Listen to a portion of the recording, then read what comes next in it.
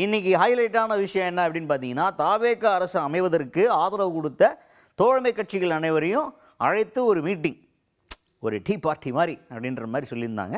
So அந்த meeting நடந்தது தான் இன்னைக்கு ஹைலைட். அந்த மீட்டிங் முடிச்சுட்டு வெளியே வந்த கட்சி பிரமுகர்கள்லாம் என்ன பேசினாங்க அப்படிங்கிறத பார்த்துருவோம் வாங்க.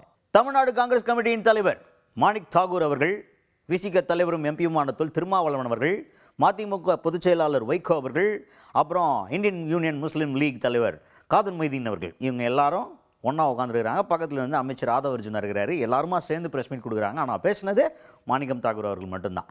அவர் வந்து பின்ன சொல்கிறார், நான் வந்து இந்த மீட்டிங்கில் என்ன நடந்துச்சுன்னு சொல்கிற ஒரு செய்தி தொடர்பாளர் தான். மூத்த தலைவர்கள் நிறைய பேர் இருக்கிறாங்க. இந்த கூட்டத்தை பற்றி பேசுறதுக்கு மட்டும்தான் நான் பேசிக்கிட்டு இருக்கேன். ஆனால் தலைவர்கள்லாம் எல்லாரும் இருக்கிறோம், ஒன்றா இருக்கிறோம் நாங்கள் அப்படின்ற மாதிரி பேசியிருந்தார். ஸோ அந்த கூட்டத்தில் என்ன நடந்துச்சு அப்படின்னா, சூப்பராக நடந்துச்சு. ஒரு பாசிட்டிவான ஒரு கூட்டம், சூப்பரான ஒரு கூட்டம். அந்த ஆதரவு கொடுத்த கட்சிகள் அனைவரும் ஒன்றா சேர்ந்து நாங்கள் நிற்கல, ஒரு பாசிட்டிவ் வைப் ப்ரோ அப்படின்ற மாதிரி ரொம்ப பாசிட்டிவாக ஃபீல் பண்ணியிருக்காரு மாணிக்கம் தாகூர் அவர்கள். நாங்கள் நேற்று சொன்னது மாதிரி தான், இந்தியா கூட்டணி என்பது நாங்கள் அண்ணன் ஐயா அவர் முஸ்லீம் லீக் எல்லாம் இந்தியா கூட்டணியில் இருக்கோம். யாரெல்லாம் எம்பி வச்சிருக்கோமோ அவங்க தான் இந்தியா கூட்டணியில் இருக்குது.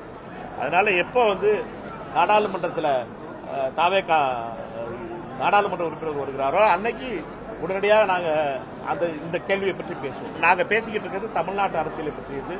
தமிழ்நாட்டில் நடந்துக்கிட்டு கொண்டிருக்கின்ற தாவேகா தலைமையிலான காங்கிரஸ், லீக், விசிகே பங்கு பெறுகின்ற ஒரு அரசை பற்றி பேசிட்டு இருக்கோம்.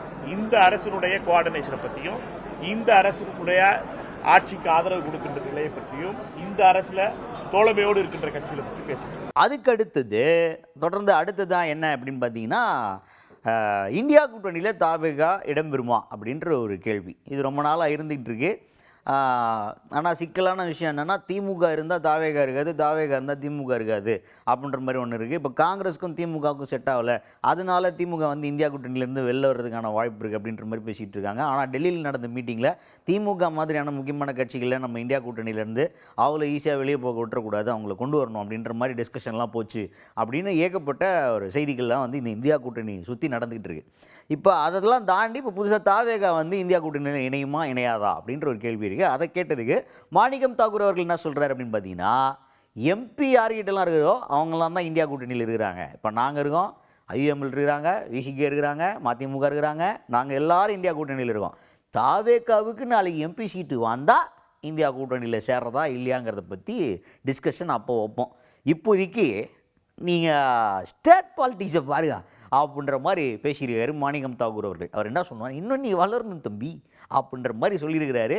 அந்த அப்படி தான் எங்களுக்கு புரியுது. இன்னும் நீங்கள் எம்பி சீட்லாம் வாங்கணும், நாடாளுமன்ற தேர்தலெலாம் சந்திக்கணும், அப்புறமா பார்ப்போம் அப்படின்ற மாதிரி ஒரு கருத்தை சொல்லியிருக்கிறார் மாணிக்கம் தாகூர் அவர்கள். நாங்கள் இப்போ பேசிக்கிட்டு இருக்கிறது இந்த அரசு அமைந்தது. இந்த அரசு அமைவது தமிழக முதலமைச்சர் திரு விஜய் அவர்களுடைய தலைமையில் அமைஞ்சிருக்கு.